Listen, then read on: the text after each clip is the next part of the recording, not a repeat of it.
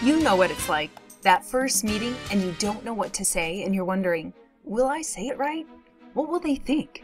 It's the same nervousness and fear that everyone faces when it comes to speaking Chinese for the first time. But you want to make a good first impression. So how can you be comfortable with Chinese sounds so you can actually open up your mouth and speak? We all know that when we talk, in order for other people to understand us, we need to make the right sounds. But with Chinese, how can you be sure you're saying the right sounds? After all, it's not like you've spoken Chinese your whole life, so what is it really like to say them? With just starting out, you may be worried that if you can't make the right Chinese sounds, people will laugh at you. Yet when you close your eyes, Chinese might just seem like a series of blah blah sounds. So how can you pronounce these sounds and make sense of it all? These are the same questions I asked when I started to learn Mandarin. But I found, after learning Mandarin Chinese, that the Chinese language becomes so easy once you break it down.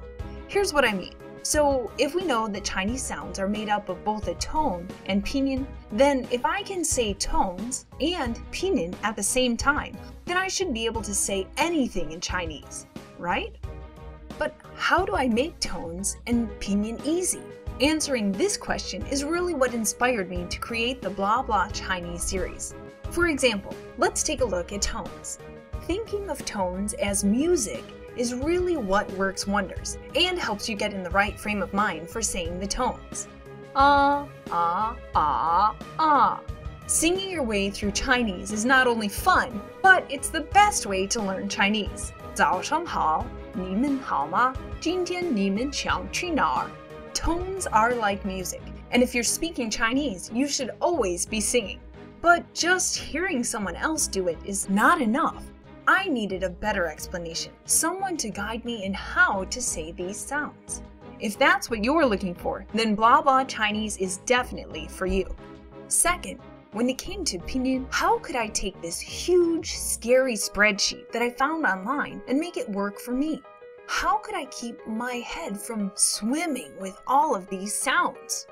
Once I figured out that you can actually simplify pinyin down to a basic set of sounds, I decided to take the easy route when it comes to learning Chinese. And you can too. With the knowledge of the music of tones and the simple way to learn pinyin, you too can learn Chinese the easy way.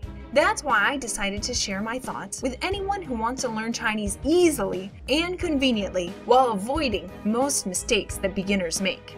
Get speaking Chinese today with easy-to-understand explanations in English from someone who's been through it before. Seriously, take advantage of the time I spent and shorten the learning curve with Blah Blah Chinese. Check it out in the link below and start speaking Chinese today.